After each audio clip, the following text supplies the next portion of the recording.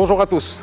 La saison estivale commence, c'est la période de l'année qui enregistre le plus d'accidents de la circulation et c'est pour cela que nous allons consacrer le débrief de cette semaine à la problématique de la sécurité routière. Que l'on se rende compte, 3800 tués par an en moyenne depuis le début de ce siècle, avec des pics à 4200 entre 2008 et 2012. Cela donne environ 75 000 morts et quelques 200 000 handicapés permanents en 20 ans. Ces chiffres interpellent et choquent et la puissance publique en a également pris conscience et on le serait à moins. Au début des années 2010, le code de la route a été amendé, rigoureusement et résolument renforcé et plusieurs mesures ont été prises, dont la dernière en date est la mise en place de l'Agence nationale de la sécurité routière, qui a été mise en place, dont le directeur a été nommé et qui est avec nous aujourd'hui lors du dernier conseil de gouvernement de mai. Mais que l'on ne s'y trompe pas. Les morts, les blessés, les estropiés, les accidents et autres accrochages ne sont que le résultat d'un certain nombre de facteurs, dont l'incivisme est l'un des principaux. Selon le ministère de tutelle, le comportement humain sur les routes serait responsable de quelques 90% des sinistres. Il existe au Maroc un parc automobile global d'environ 4 millions de véhicules. Et à titre de comparaison, bien que comparaison ne soit pas raison, il existe en France près de 8 fois plus d'engins sur les routes, mais qui occasionnent moins de morts qu'au Maroc. Que faire donc pour remédier à cette hécatombe sur nos routes? Que faire, comment faire et quels sont les objectifs? Les avis divergent et les réponses aussi qui sont apportées à cette question. Pour en débattre aujourd'hui, nous recevons sur notre plateau M. Bennasser Boulejoul. Vous êtes secrétaire permanent du Comité national pour la prévention des accidents de la circulation et vous êtes depuis une dizaine de jours nommé directeur de l'Agence nationale de la sécurité routière. Vous nous direz de quoi il s'agit. Bonjour, merci d'être avec nous et félicitations pour votre nomination. Merci. Colonel Hassan Saoud, vous êtes ancien officier supérieur de la gendarmerie royale et membre chercheur à l'Institut royal des études stratégiques. Bonjour, merci d'être là. Bonjour. Naïm Kamal, vous êtes directeur et éditorialiste de Kuwait.ma. Bonjour et merci aussi à vous d'être là. On démarre directement. C'est Bennasser Boulejoul. Le réseau routier s'améliore, les contrôles sont plus stricts et beaucoup plus automatisés. Mais nous avons encore plus de 3500 morts par an sur nos routes, 10 000 blessés graves et quelque chose comme 100 000 blessés légers. Quel est votre sentiment personnel en votre qualité de responsable de la sécurité routière face à ces chiffres? Tout d'abord, moi je pense qu'il faut relativiser un petit peu ces chiffres que vous avez avancés, dans la mesure effectivement qu'il y a une extension du réseau routier qui est très importante. Il y a effectivement le contrôle. Le contrôle, peut-être que je vais revenir par rapport à ce point, mais en parallèle, il y a aussi l'augmentation du parc automobile et aussi l'augmentation du trafic routier qui est intimement lié, qui est fortement corrélé à l'accidentalité. Il se trouve que durant, par exemple, depuis 2002-2003, le parc automobile a été multiplié par 2, le trafic routier également a été multiplié par 2, et le nombre de morts, pratiquement, on a même le même chiffre, le même nombre de morts qui a été enregistré en 2002-2003. Ça veut dire que le niveau de maîtrise de risque routier, aujourd'hui, il est maîtrisé, mais on dit que chaque accident, c'est un accident de trop.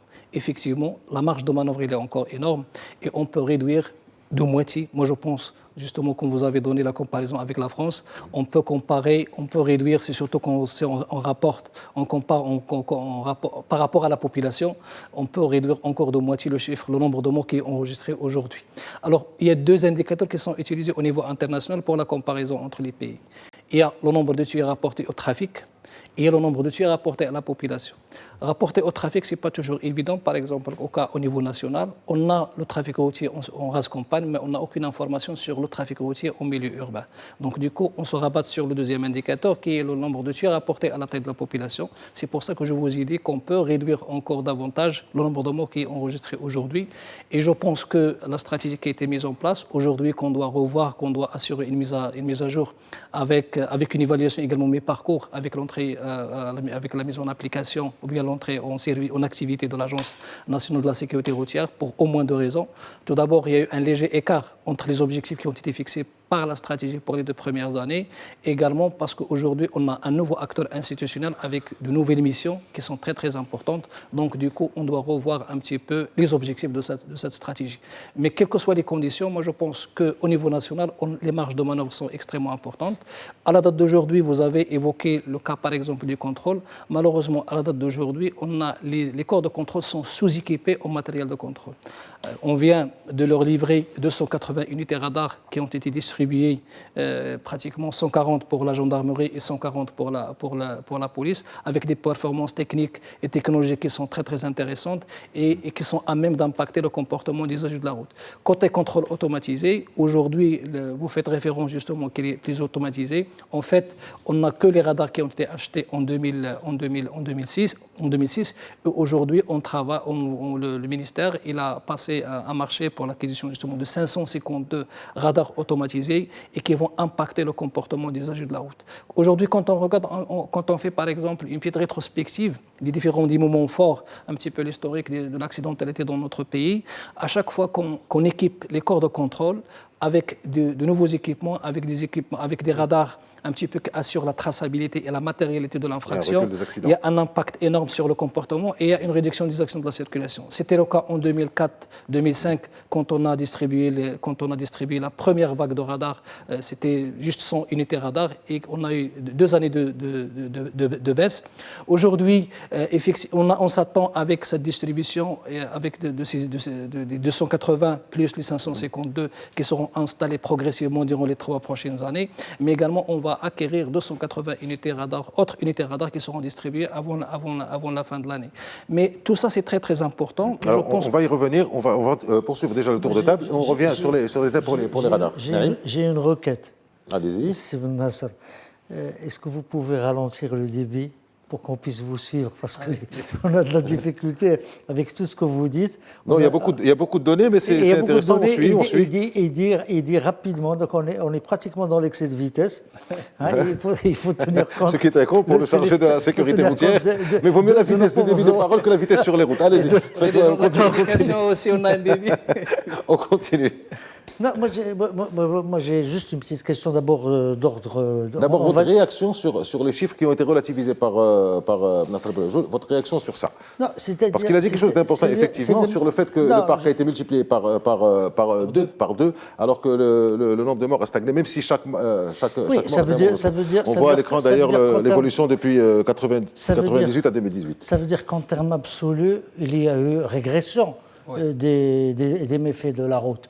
En théorie, c'est-à-dire du moment que le réseau routier a doublé, le trafic a doublé et que le nombre de morts ou le nombre des victimes des accidents de circulation restait le même, devrait apporter légèrement augmenté en valeur absolue, devrait apporter en valeur absolue donc une régression qui aurait dû être chiffrée parce que c'est chiffrable avec une opération toute simple.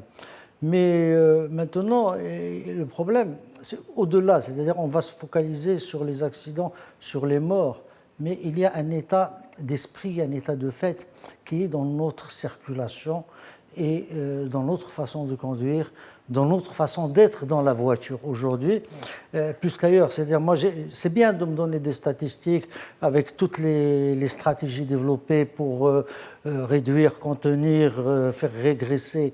Comme vous dites, un mort est toujours un mort de trop sur la route, un handicapé est toujours un handicapé de trop sur la route, mais on n'a pas l'impression à voir, et c'est là où peut-être on va y arriver tout à l'heure pour le développer, où il y a un problème du travail, par exemple, de l'agence. On a l'impression qu'on manque d'anticipation. C'est-à-dire qu'il y a le réseau routier qui s'agrandit, qui double, les autoroutes s'étendent, le parc automobile évolue malheureusement. Ça, pour moi, ce n'est pas un chiffre que je mettrais à l'actif. C'est plutôt un chiffre qui, vu les accidents, vu la pollution, vu la conduite des automobilistes marocains, on aurait aimé moins de voitures sur nos routes et dans nos rues. J'aimerais, au lieu d'accompagner ou de venir après, de prévoir, et je vais vous donner un exemple très simple. Il y a ici à Rabat un grand chantier on va dire, de restauration de la ville. Restauration de ses rues, de ses avenues, de ses artères. Donc il y a de nouvelles voies qui s'ouvrent, il y a des voies qui s'agrandissent, mais on constate qu'une fois qu'on ouvre ces voies, ils restent en l'état. Parfois, il y avait des stops qui ont été enlevés par les chantiers, ils ont disparu, ils n'ont pas été remis en place. Ou alors, il y a de nouvelles voies qui s'ouvrent et on ne prévoit pas ce qui peut se passer comme circulation ou comme accident, et il n'y a rien. Il n'y a pas de stop. Là, on devrait mettre un feu rouge, on ne met pas de feu rouge. Là, on mettrait. Et j'imagine que, puisque vous êtes encore au Comité national de la prévention routière, ça fait partie de vos missions, justement de faire des études, de prévoir, c'est ce que j'ai trouvé sur votre site. Je n'invente rien. Alors, on va laisser. Si vous... Allez-y. C'est-à-dire, de vos missions, c'est de faire des études, d'anticiper et de proposer, de recommander aux autorités un certain nombre de décisions en vue d'améliorer la conduite des Marocains. Quoique c'est un problème beaucoup plus grave. Alors, on va terminer le tour de table, Naïm, si vous permettez. Après, on va laisser Nasser Boulajoul répondre à cette question d'anticipation qui est effectivement importante, mais quelque part, Hassan Saoud, on en parlait quand on préparait l'émission, le rôle de la société civile, quelque part aussi, dans l'histoire de la sécurité routière.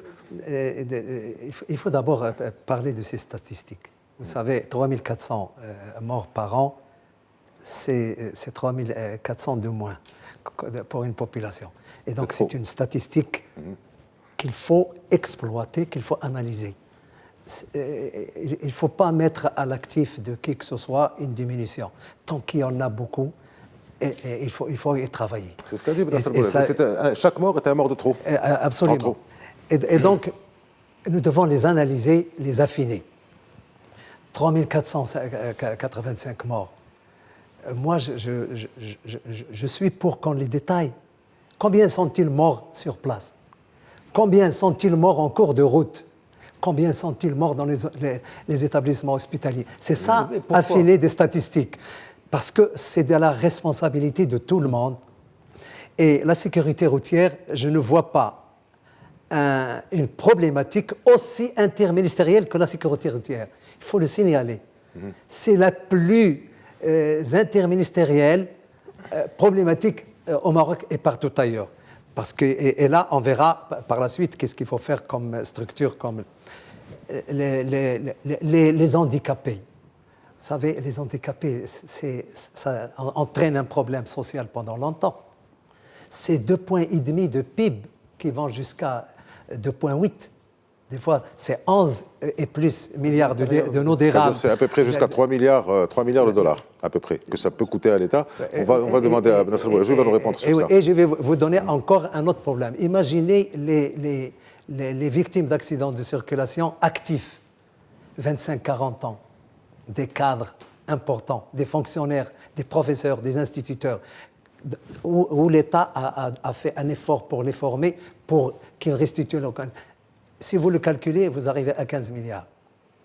Parce que c'est très important. C'est une estimation, un chiffre précis que vous avez? Non, mais je ne sais pas si ça a été fait, ça m'étonnerait, parce qu'il y a un manque à gagner. Quand vous perdez un cadre, c'est un acteur du développement que vous perdez. Et une fois qu'on a dit ça, la stratégie, il a posé une question. Le CNPAC est un acteur stratégique qui donne des avis stratégiques et qui sont déclinés sur des territoires. La réalité des accidents se trouve là-bas. C'est dans les territoires que l'opérationnalisation des stratégies sont là. Et c'est là que ça se passe et on va y arriver. Il faut que les territoires se fassent entendre et qu'on les entende. Les acteurs territoriaux doivent être... parce que c'est eux qui gèrent. Et évidemment, le dernier... c'est la campagne. Pardon? Quand vous parlez de territoire, vous parlez des régions. Non, les collectivités. Je parle des territoires. Les territoires. Qu'ils soient urbains ou ruraux. D'accord. Et évidemment, on va les disséquer. Il y a la race campagne. Et comme vous voyez, la race campagne, les statistiques, il y a beaucoup plus de morts que dans les milieux urbains. Parce qu'il y a un dénominateur commun qui est exact. En milieu hors agglomération. Parce qu'il y a un dénominateur commun qui est l'excès de vitesse, les dépassements, et ce sont des infractions dangereuses qui créent beaucoup plus de morts que de... Là, il faut qu'on se penche sur toutes les causes qui sont exogènes. Ce qui intéresse l'État, ses services et tout le monde. Et puis, ce qui est endogène d'abord, l'État, et puis ce qui est exogène, il y a beaucoup de facteurs. Il faut les affiner. Vous savez, les statistiques, il faut aller beaucoup plus profondément que ça. On leur fait dire ce qu'on veut, mais elles disent déjà beaucoup elles-mêmes. Alors, on va laisser Nasser Boulajoul réagir à cet ensemble de questionnements, de demandes sur l'anticipation de l'Agence de la sécurité, sur la nature, enfin, si ça a été affiné ou pas, pour savoir comment les gens décèdent, sur le coût PIB, sur les acteurs territoriaux. Il y a beaucoup de choses sur la table. Alors, la sécurité routière, c'est le seul secteur au niveau national, là où on est performant quand les indicateurs sont à la baisse. Donc nous, on cherche à ce que les indicateurs soient à la baisse, contrairement à la croissance économique, etc. Dans le déficit budgétaire aussi. Oui, en tout cas, donc, par rapport à cet aspect-là, on est obligé de travailler avec les chiffres. C'est malheureux de dire qu'on va, même si on se fixe un objectif, par exemple au niveau de la stratégie, on va dire réduire de moitié, alors on ne va pas réduire à zéro. Donc il y aura toujours des morts. Mais on est obligé de travailler avec les chiffres. Et l'importance de l'information au niveau du secteur, elle est capitale. Donc c'est pour ça que la mise en place d'un système d'information qui permet la gestion et le suivi de tout ce qui est donné lié à la sécurité routière de manière générale et des données qui concernent tout ce qui est accidents, tués, blessés, victimes, etc. Mais également tout ce qui est donné qui concerne le comportement des usagers de la route. Donc de manière générale, juste pour dire que la statistique qui est évoquée par Koni Saoud, c'est quelque chose d'extrêmement important.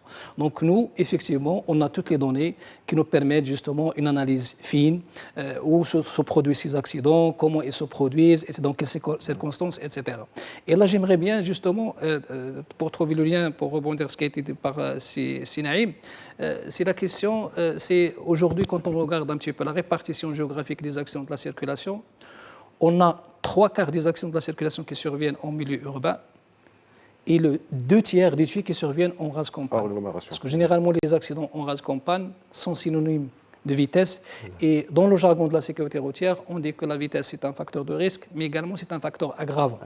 Donc, le peu d'accidents que nous avons en rase campagne, il provoque ou bien il génère... C'est pas dû à ce que disait Hassan Saoud sur non, le côté médical, enfin le traitement, le transport. Alors, on a les informations, on a à peu près pratiquement 69% des gens qui sont tués sur place et pratiquement de 29 à 31%, donc selon les années, qui sont tués soit au moment du transport, soit au niveau des hôpitaux.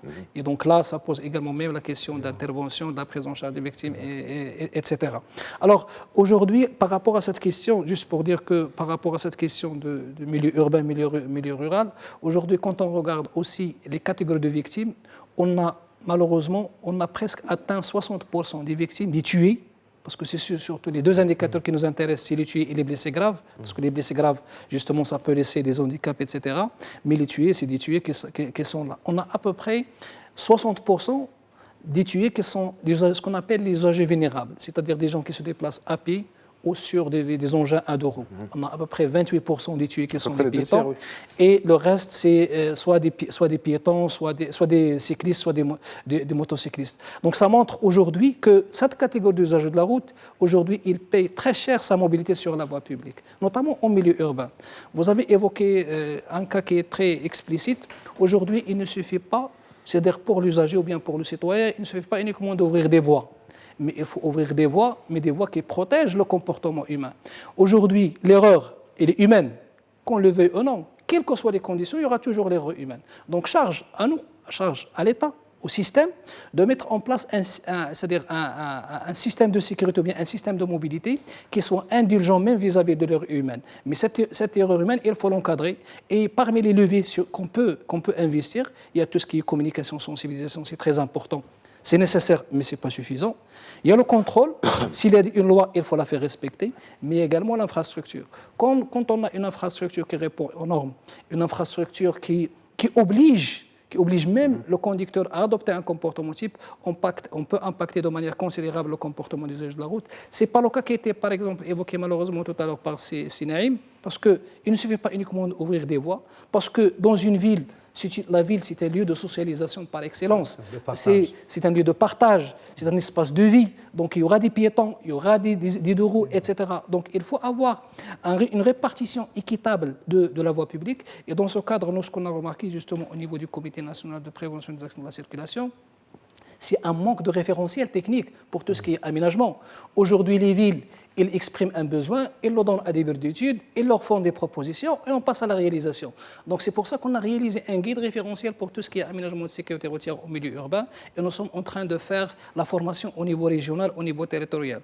On a atteint aujourd'hui, on a fait la formation au niveau de la 7e région et on compte, Inch'Allah, terminer cette présentation justement pour homogénéiser, pour qu'un carrefour giratoire au niveau de Casablanca ou bien au niveau de Rabat soit le même qu'au niveau de Dakhla, au niveau de Ayoun, au niveau de Oujda, au niveau de Tanger, etc. Et cette homogénéité au niveau de l'aménagement de l'infrastructure, elle permet à l'usager d'intérioriser un comportement type. C'est-à-dire que si je suis dans un environnement donné, la première lecture que je fais de cet espace, donc je sais quel est le comportement que je dois adopter. Et non pas, à chaque fois, je dois anticiper quel est le comportement que je dois adopter. Par exemple, le cas des carrefours giratoires, parfois vous avez le stop, parfois vous avez priorité à l'anneau, parfois priorité à droite, parfois vous n'avez rien. Je voudrais revenir. Vous avez dit une chose, Nasser Boulajoul, sur la sensibilisation, la communication. Et ça, je voudrais aussi poser la question autour de la table. Il y a une chose dont vous n'avez pas parlé, l'anticipation, donc la prévention. La prévention. C'est ça l'anticipation. Il y a une dizaine de jours, la DGSN, la Direction Générale de la Sûreté Nationale, a interpellé une douzaine de personnes pour conduite dangereuse. On en parle tout à l'heure, pour conduite dangereuse, c'est-à-dire avant qu'ils ne commettent des accidents. La première des choses, donc, c'est la prévention. La deuxième, c'est la coercition. C'est ça le levier du contrôle que j'ai dit. Donc le levier du contrôle. Et le levier également de l'infrastructure. Parce que le comportement, il est là. Donc il faut que j'anticipe. C'est-à-dire, je communique avec les gens, on peut se poser des questions sur la manière, je m'excuse Sinaïm, mais on peut se poser des questions sur la manière de communiquer, etc. Mais je communique, c'est important, mais il y a toujours une catégorie de la population qui va prendre en considération ces conseils, mais il y aura toujours une partie qui ne va pas prendre en considération ces conseils. D'où la coercition. La contrôle intervient. Et après, Hassan Saoud. Justement, vous avez soulevé vraiment un vrai problème. On viendra à la question de la communication, elle est importante parce que parfois on a l'impression que le Comité national de la prévention routière n'a que ce rôle à faire, c'est nous faire des spots publicitaires. Et maintenant, vous avez soulevé ce problème. En tant qu'usager, vous voyez ce que... Non, on y reviendra parce que c'est important. Moi j'aimerais bien savoir s'il y a eu des études sur l'impact de ces campagnes, etc. Pour l'instant, j'en ai pas trouvé. J'ai cherché, j'en ai pas trouvé. Vous les donnez, Sinaïm, moi je dis. Moi je parle du quoi vous avez un site. Allez-y, Naïm, parce que je voudrais aussi avoir l'avis de Hassan Saoud, qui a été dans un corps d'exécution des lois. Oui, d'accord. Moi je suis dans un corps d'exécution du code de la route. Je suis toujours au volant de ma voiture. D'où l'importance de l'avis de chacun de vous deux avec Nasser Boulajoul, justement. Non, il était ça n'a pas été fait au hasard. Moi j'aurais aimé qu'il développe un peu plus, qu'il était en train justement de développer cette façon d'aborder, d'appréhender la problématique de la circulation, que ce soit en périmètre urbain ou en périmètre rural. Voilà, vous avez un problème. Il y a un problème d'harmonisation de la signalisation. Est-ce que parfois vous avez le feu rouge et vous avez les stops. Vous avez le rond-point giratoire et tout après vous n'avez pas un rond-point giratoire, vous avez quelque chose qui ressemble à un rond-point giratoire. Et tout ça crée... Ce n'est pas le problème des CMPA. Non, il faut qu'on soit clair. La prévention. On laisse une réaction, Naïm, après vous reprenez. La prévention. Il me dit que ce n'est pas le problème du travail. Une réaction rapide, une réaction. C'est le problème de tout le monde. On n'est pas d'accord sur... Il n'est pas d'accord avec vous, on laisse comme ça, on avance. J'ai pas terminé, moi. J'ai pas encore terminé. Vous reprenez, allez-y. C'est-à-dire, on va encore dévier la discussion vers des à côté. Moi, je voudrais... J'ai dit que parmi les missions telles que je les ai lues sur le site du Conseil du Comité national de la prévention et de faire des études et d'élaborer des propositions et des recommandations. Et c'est de ça ce dont je parle maintenant. Je dis, il est en train de dire quelque chose que nous constatons tous. C'est cette impression d'anarchie qui existe dans notre circulation, qu'elle soit urbaine et qui est en train d'être illustrée par des images, ou qu'elle soit rurale. J'aimerais bien savoir, qu'est-ce qu'aujourd'hui on prévoit, parce que le problème, il est là. Je peux lui donner un exemple d'un carrefour, d'un croisement, c'est pas un carrefour, d'un croisement où il n'y a pas une semaine, où il n'y a pas 2 ou 3 accidents. Depuis des années, il se trouve qu'il est sur ma voie. Je le rencontre tous les jours et je vois les accidents. Et jamais ce problème n'a été abordé. Or, il y a ce problème d'observation. Alors, vous donnez votre avis, vous avez donné votre, vous avez exprimé, Naïm, s'il vous plaît, vous avez exprimé votre opinion en tant qu'usager de société civile. Nous le sommes tous. Oui, nous allons entendre le colonel Saoud pour. Mais avant, on va arrêter parce que c'est la moitié de l'émission. Nous nous retrouvons dans quelques instants. Merci. Rebonjour, nous entamons la seconde partie de notre débrief consacrée entièrement à la problématique de la sécurité routière au Maroc. Avec nous, pour ceux qui nous rejoignent, colonel Hassan Saoud, vous êtes membre chercheur de l'Institut royal des études stratégiques, expert en accidentologie et ancien officier de la gendarmerie royale. Naïm Kamel, vous êtes directeur et éditorialiste de Couit.moi. Ibn Nasser Boulajoul, vous êtes secrétaire permanent du Comité national pour la prévention des accidents de circulation et très récemment nommé directeur de l'Agence nationale de la sécurité routière. Juste avant la pause, vous vouliez intervenir, Hassan Saoud, sur les fonctions, les attributions globales du CNPAC dont parlait Naïm Kamel. Mon ami Naïm a posé un problème d'un usager et évidemment d'un journaliste. Et je voudrais lui rappeler que ces problématiques-là sont traitées par des comités locaux de circulation. Il y en a dans toutes les communes. Et je suis un élu. Et donc, je sais de quoi je parle. Les collectivités locales, avec les autorités, ont une commission de circulation qui répond à tout ça. Et le citoyen lui-même a le droit d'aller signaler, M. Naïm a le droit d'aller le signaler à une commune qui en prend évidemment compte et qui l'étudie pour supplier quelques insuffisances. Ça, le CNPAC est un organe stratégique national qui donne des orientations. Mais le tout, encore une fois, c'est sur le territoire que ça se donne. Vous avez parlé de l'anticipation et il a raison. Eh bien, l'anticipation, c'est sur le territoire que ça se fait. Parce que compte tenu, par qui ? Depuis la région jusqu'au niveau de la commune. C'est des programmes régionaux intégrés qui sont déclinés. Et je rappelle qu'un Wali, par exemple, est un coordonnateur d'un programme régional de sécurité routière dans lequel toutes les composantes sont là. Et c'est ça. Mais l'anticipation, ça doit se faire sur le terrain. Évidemment, il y a des recommandations qui sont faites compte tenu d'une analyse de statistiques et ce qu'a dit Naïm, il faut les analyser, il faut les évaluer et c'est en fonction chaque année des analyses et des nouveaux facteurs d'accidentalité qu'on déploie une stratégie appropriée. Ce qui a été réalisé positivement, on le prend et on l'améliore. Le côté négatif, on redresse. Et c'est ça, parce que les statistiques, elles bougent, les causes bougent, les conditions bougent, et donc l'analyse bouge avec. Et le CNPAC est là pour faire son travail. Je ne vais pas... Vous avez parlé de l'agence. Alors justement, je voudrais poser la question à Bernard. Moi, ce n'est pas une évaluation, c'est un souhait. Moi, je pense que l'agence... Si on veut que la sécurité routière soit un chantier national, une cause nationale, il faudrait que l'agence soit dans sa composition. Moi, les appellations, c'est peu importe, mais c'est le contenu. Qu'est-ce qu'il y a là-dedans? Est-ce qu'elle est inclusive ou pas? Il faut le dire. La sécurité routière n'est pas l'apanage du seul État. C'est une mission collective des citoyens, de la société civile, etc. Et donc, peut-être que la composition nous éclairera.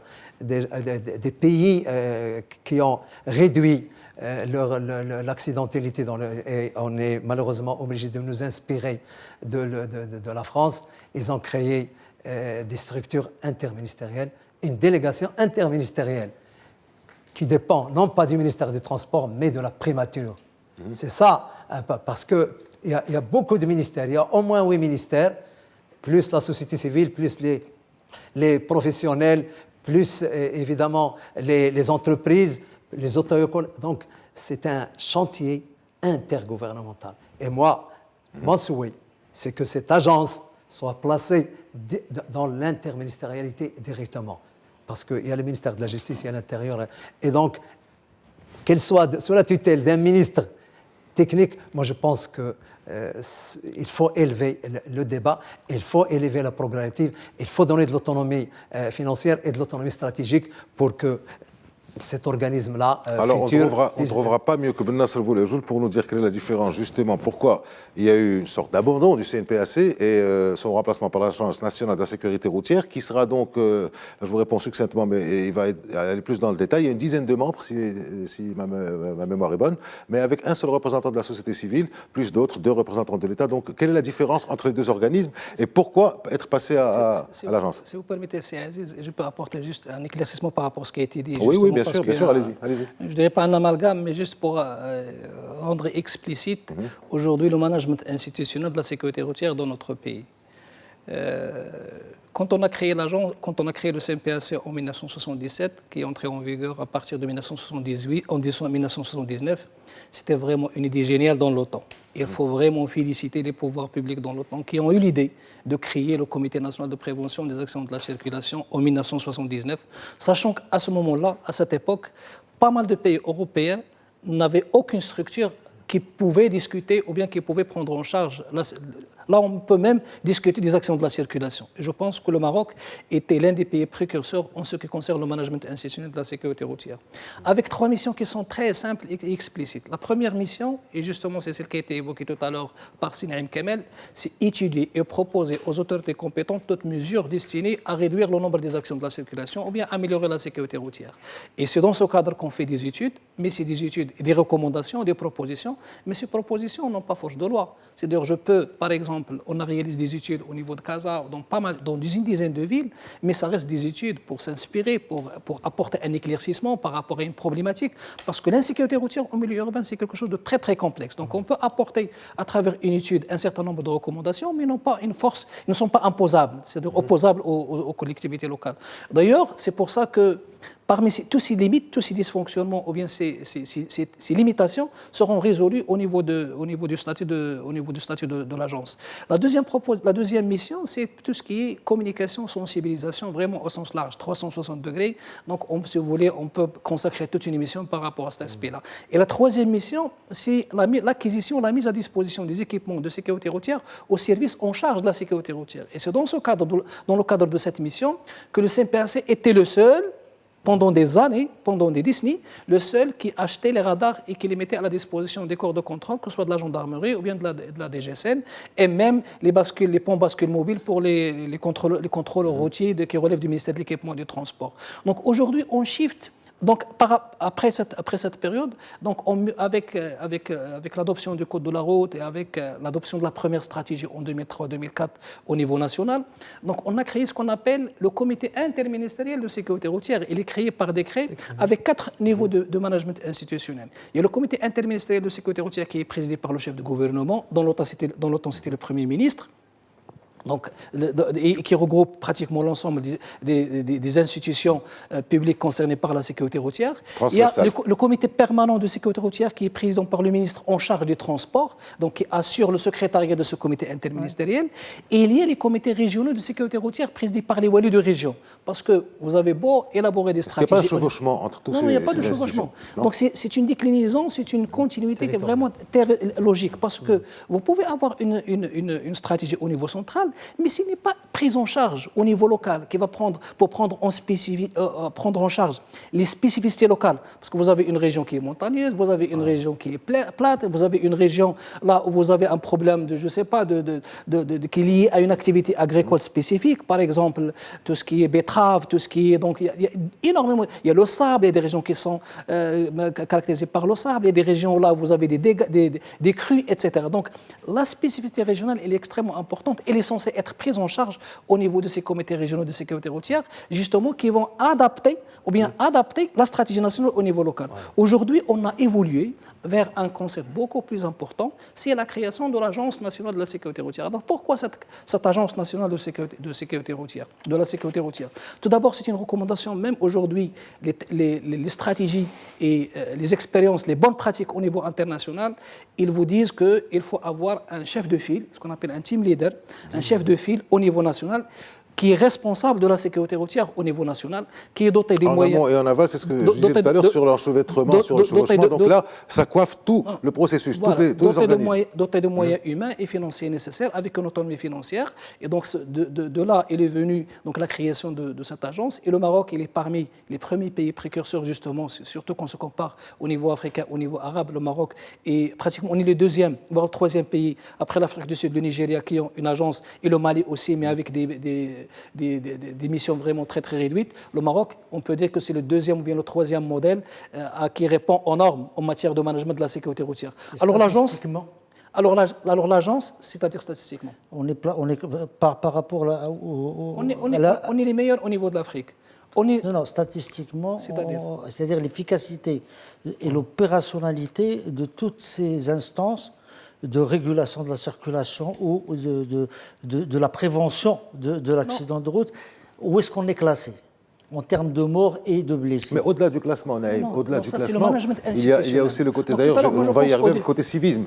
Parce qu'au début, moi je pense qu'au début de l'émission, on a parlé côté statistique. Si vous voulez, pour revenir, pour se comparer par rapport à l'international, où est-ce qu'on se tue, peut-être que je peux vous étonner, c'est Naïm, le nombre de tués pour 100 000 habitants, on a le même chiffre que les États-Unis.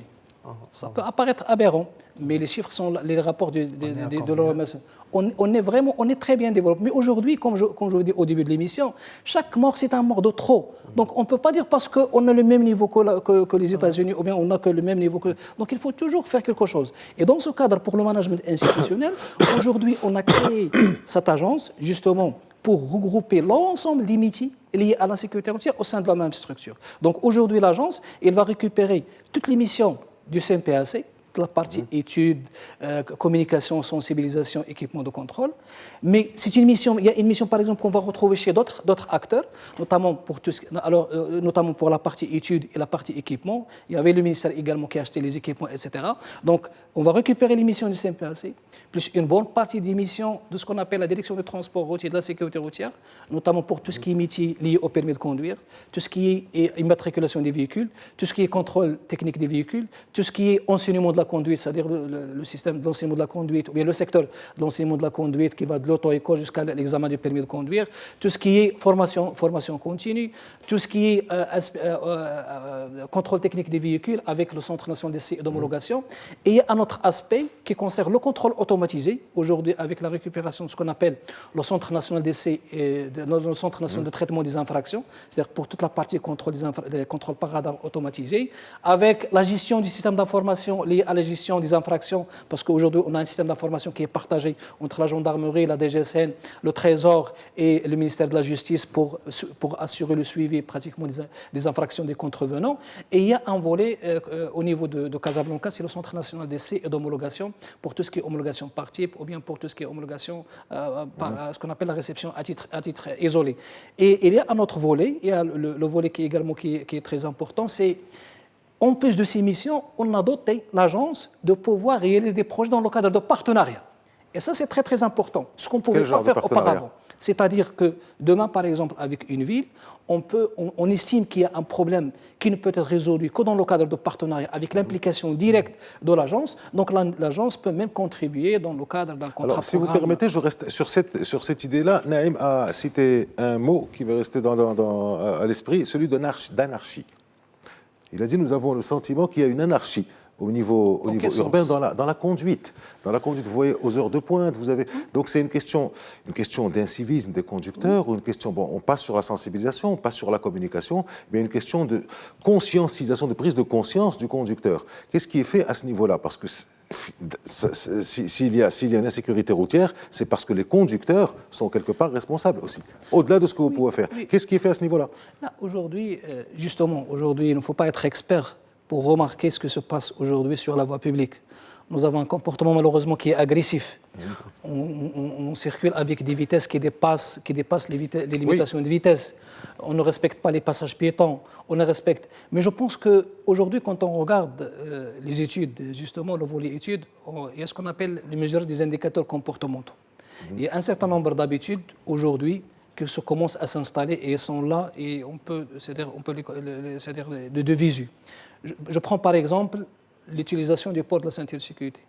Avant 2004, personne ne portait la ceinture de sécurité. Aujourd'hui, on est à des niveaux quand même qui sont très importants. On est pratiquement à 85% pratiquement des conducteurs et des passagers au niveau du siège avant au milieu urbain qui portent la ceinture de sécurité. En milieu urbain, on est un peu plus. Mais on a un problème, par exemple, avec les sièges arrière, dans la mesure où aujourd'hui, on est à peine 39% des passagers arrière des véhicules en race compagne qui portent la ceinture de sécurité.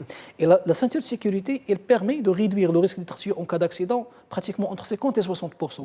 Donc on peut imaginer, par exemple, parmi les passagers arrière impliqués dans des accidents de la circulation ou bien tués ou bien victimes gravement blessés, donc on pouvait au moins récupérer ou bien éviter ou bien préserver pratiquement 50% de cette population. Également le respect des passages piétons dans pas mal de villes au niveau du nord, dans les villes du nord. Aujourd'hui, c'est une réalité. Vous avez le Casablanca, le Mrabat et le Marrakchi, donc qui va passer ses vacances au niveau des villes du Nord. Quand il arrive au niveau d'un passage piéton, il s'arrête. Donc c'est un comportement aujourd'hui qui s'installe. C'est vrai que c'est très marqué le respect des passages protégés dans le Nord. Donc aujourd'hui, le travail qui doit être effectué justement, et aujourd'hui, moi je pense qu'on ne doit pas culpabiliser une catégorie ou bien une institution donnée, mais c'est un travail, c'est une responsabilité collégiale. Non, il ne s'agit pas de culpabiliser, il s'agit de voir qui sont les responsables et comment ça se passe, enfin qui est responsable de tout ce qui se passe. Est-ce que ça répond à votre question, Naïm? Oui. Je voudrais savoir pourquoi le Nord? Bonne question, oui, effectivement. Pourquoi? C'est vrai qu'en tant qu'usagers de la route, tous ceux qui conduisent au Maroc constatent qu'au Nord, les passages protégés sont extrêmement respectés. Pourquoi au Nord? Tout d'abord, vous avez une infrastructure qui est énorme. Et si je prends par exemple le cas des passages piétons, aujourd'hui le passage piéton ne se fait pas uniquement de mettre de la peinture. Il y a des normes à respecter en termes de signalisation, aussi bien horizontale que verticale. Donc on doit avoir ce qu'on appelle une signalisation d'opposition, mais on doit avoir une signalisation avancée entre 30 et 50 mètres avant le passage piéton. Pour annoncer. Au niveau des villes du Nord, justement, on a ce respect sur le plan technique de la signalisation. Ce qui fait l'infrastructure ou bien l'environnement routier, il permet une certaine lisibilité. Et du coup, on a également, par exemple, vous avez pas mal de barrières de guidage, ce qu'on appelle les garde-corps, qui permettent de canaliser le mouvement des piétons. Donc, c'est pour ça que j'ai dit que le rôle de l'infrastructure... Est-ce que ce n'est pas dû aussi à quelque part à une proximité de l'Espagne? Ça peut être, mais je me rappelle, avant de faire ces aménagements-là, donc quand on voyageait dans le début des années 90, c'était pratiquement la même chose. Donc aujourd'hui, je pense, c'est pour dire que ce n'est pas impossible. C'est-à-dire que c'est possible. C'est le seul terrain. Même dans les villes intérieures, d'ailleurs, on commence à constater... Au niveau de Rabat, au niveau de Rabat, de Casa, on commence à constater un démarrage un peu moins dans d'autres villes. Je vous assure, en venant chez vous, dans un feu rouge où il y a un passage piéton, 4 véhicules sont en plein sur le passage. Et rien qu'à voir le type de véhicule, ce n'est pas... C'est une catégorie sociale quand même privilégiée. Justement. Et quand il a parlé du Nord, il faut le dire, la proximité géographique de l'Espagne, il y a une contagion positive. Justement, je voulais réagir sur ça. Quand on voit, alors on a tous remarqué cette chose de gens qui sont sur les passages protégés, de motocyclistes, ou de cyclistes qui passent au feu rouge, avec un agent de la circulation qui est là, qui est présent. Est-ce qu'il n'y a pas aussi, quelque part, une certaine prise de conscience, une certaine formation, une certaine rigueur qu'il faut avoir avec les agents verbalisateurs éventuels pour dire aux gens, non, ne vous arrêtez pas là. Je me rappelle, il y a quelques temps à Casablanca, je m'étais fait arrêter parce que j'ai grillé, mea culpa, une priorité à un passage à un piéton, et une policière m'avait arrêté pour me faire la leçon. Il n'y a pas de verbalisation, il n'y a rien, elle m'a fait la leçon. Et j'avais compris ça. Est-ce qu'il n'y a pas un travail qui est fait aussi dans ce sens-là? C'est Aziz. Le principe. Le piéton doit être respecté, quelle que soit la situation. D'une manière générale. D'une manière générale, il doit avoir la priorité, même quand il a tort. C'est le respect quand même d'un piéton. Et ça, malheureusement, ce n'est pas encore dans notre culture. Je ne sais pas ce que tu en penses. Alors si vous permettez, justement, pour... On va réagir après Naïm répond. Alors, aujourd'hui, c'est bien de donner cet exemple, mais aujourd'hui, quand on voyage aujourd'hui en Europe, pratiquement dans tous les pays développés, pratiquement vous n'allez observer aucun policier sur la voie publique. Aucun policier sur la voie publique. Alors, par contre, il y a ce qu'on appelle le contrôle automatisé. Donc aujourd'hui, la technologie a tellement avancé qu'il permet de, je ne dirais pas de se substituer, mais de permettre un contrôle exhaustif et une supervision exhaustive donc de la circulation. Et je pense, c'est pour ça que j'ai dit tout à l'heure, au début de l'émission, que les marges de manœuvre et les marges de progrès sont encore énormes. Alors, l'ère de la technologie, on est en plein début au niveau national, parce qu'on est à peine avec 552 radars qu'on va essayer d'installer durant les 3 prochaines années. Dans pas mal de pays, on parle de 5000, 4000, 8000 radars automatisés. Vous avez ce qu'on appelle la gestion intelligente du trafic. Ça coûte combien un radar, à titre de curiosité? Un radar fixe? Alors, le radar fixe, c'est entre 400 et 500 000 dirhams. Entre 400 et 500 000 dirhams. Et ceux qu'on voit dans les voitures portables? Les radars portables, c'est autour de 100 000 dirhams, 120 000 dirhams. Il faudra en équiper tout le monde alors à ce prix-là. C'est les radars intelligents. Vous parlez des radars intelligents. C'est les radars intelligents qu'on vient de. Qu'est-ce que ça veut dire un radar intelligent?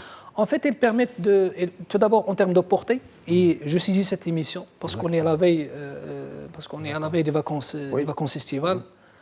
Il faut faire attention aujourd'hui sur la voie publique.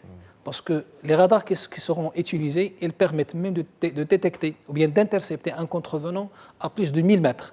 Donc, fini le temps là où vous allez le trouver, le policier, vous allez découvrir le policier. Nuit et jour. Oui, jour et nuit. Donc, jour et nuit. Il permet une traçabilité donc, de l'infraction. Donc, toutes les infractions sont stockées en vidéo, en image. Donc, au niveau du radar. Et il a une capacité qui peut aller jusqu'à 35 000, 40 000 infractions enregistrées pratiquement avant de télécharger ces données et les exploiter. Mais juste pour dire qu'aujourd'hui, moi je pense qu'il s'agit tout d'abord de notre propre vie et de la vie de nos concitoyens. Et il faut respecter le code de la route, il faut respecter l'autre. Ce n'est pas parce que c'est une formalité administrative, parce qu'on est obligé de le faire. Non. Il y a un certain nombre de comportements qu'on doit faire parce qu'il s'agit de notre propre sécurité. Oui. Je donne le cas de la ceinture de sécurité. Je donne le cas du casque. Un casque, un motocycliste, quand il chute, donc à 75%, c'est sa tête qui va se cogner sur la chaussée. Et pratiquement les morts, on est à 45%. Des morts sont dus à des traumatismes crâniens. Donc aujourd'hui, il faut que le conducteur, par exemple le motocycliste ou bien le cyclomotoriste, il faut qu'il mette la ceinture, le casque, c'est parce qu'il s'agit de sa propre sécurité. Mieux que ça, il faut qu'il l'attache, parce que si on veut éviter un contrôle, échapper à un contrôle, donc il le dépose, il n'a aucun effet. Mais il n'a aucun... Non, les normes. Parfois, on voit des casques comme n'importe quoi. C'est comme des casques récupérés sur les... C'est des bombes d'équitation, pratiquement. On voit des bombes d'équitation sur les chantiers. Les chantiers, c'est un casque. Alors, aujourd'hui, la loi, justement, la loi Sinaïm, il est explicite par rapport à cet aspect-là. Normalement, chaque usager, il est censé acheter un casque homologué. Donc, c'est la norme 2205, donc, qui concerne les casques. Donc, moi, je pense que si on investit, je dirais n'importe quoi, 10 000 dirhams, 15 000 dirhams pour acheter une moto, moi je pense que ça coûte 500 dirhams par exemple pour avoir un casque qui me protège. Vous avez pensé à la sensibilisation des agents de la circulation, comme je vous ai dit, parce qu'il y a des moments où on voit tout ça en ville. Le policier est là, le gendarme parfois est là, avec quelqu'un qui passe sans casque. Le policier, parfois, il est censé gérer la circulation. Parfois, et vous avez un policier avec un flux énorme. Son premier souci, notamment au niveau des heures de pointe, c'est surtout assurer la fluidité pour assurer la fluidité du trafic. Donc, moi, je pense qu'aujourd'hui, le téléphone, par exemple, au volant, vous avez les études qu'on a réalisées. Aujourd'hui, on est à un taux de 3,5% de taux d'utilisation du téléphone au volant. Ça veut dire qu'à chaque instant, sur 1 million de conducteurs, au moment en phase d'exercice, au moment de la conduite, vous avez 35 000 conducteurs qui parlent et qui conduisent en même temps au téléphone. À chaque instant. Donc nous avons 4 millions d'unités. Si on n'a rien que pratiquement 2 millions à un moment donné qui sont en circulation, vous avez 70 000 bonhommes conducteurs qui conduisent tout en pratiquement en parlant. Très bien. Messieurs, le temps passe très vite. Il nous reste 3 minutes. Un mot de la fin, enfin un tour de table. J'ai vu l'information. Est-ce que l'agence relève du ministère de l'Industrie? Non, c'est une erreur. C'est une erreur. C'est une erreur. Non. Mais au niveau vis-à-vis de la loi, les agences, de manière générale, ils relèvent du chef de gouvernement. Mais le chef de gouvernement, il peut déléguer un secteur donné pour assurer pourquoi l'industrie? Non, c'est une erreur. C'est une erreur. Hassan Saoud, une conclusion pour vous?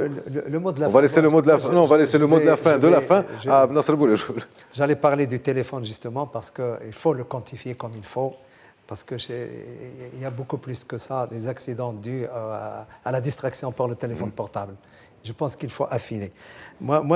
C'est l'enjeu de 2026, qui est quand même... Oui, on aurait voulu en parler, mais il y a tellement de choses, une heure n'est pas suffisante pour parler Un objectif de réduction de 50%, cela signifie que par année, on doit au moins réduire de 150 les morts. Est-ce que c'est atteignable? C'est un objectif louable, mais donc il va falloir remettre et les moyens et les ressources humaines adéquates pour pouvoir se rapprocher de cet échéancier-là, qui est, à mon sens... Je vais demander une prouesse à Nasser Boulajoul de répondre à la question, de dire le mot de la fin et de parler de cette stratégie 2026. Et vous avez 1 minute pour faire tout ça. Moi, si vous permettez, peut-être que ça peut être l'objet d'une autre émission. Vraiment, là, on peut rentrer dans le détail. Parce que quand on parle d'une stratégie, c'est un certain nombre d'axes, c'est un certain nombre d'intervenants, etc. Moi, je veux saisir cette occasion qu'il n'y a aucune raison, parfois, de rouler. Il faut respecter les usagers vulnérables, notamment quand on est devant un passage piéton, il faut donner la priorité aux piétons. Et c'est malheureux, donc on doit avoir sur notre conscience pratiquement à vie si on touche quelqu'un, si on touche un piéton. Il faut également éviter de parler au téléphone au volant parce que ça permet de réduire la vigilance. Et l'espace routier, c'est un environnement... On parle du téléphone ou des oreillettes aussi? Tout. Même ça distrait. Même le Bluetooth. Exactement. Distrait. Pour la ceinture de sécurité, même en ville, je m'adresse et j'exhorte les usagers de la route, c'est-à-dire les occupants des sièges arrière, de mettre également la ceinture de sécurité. Vous ne perdez rien si vous êtes toujours gagnant.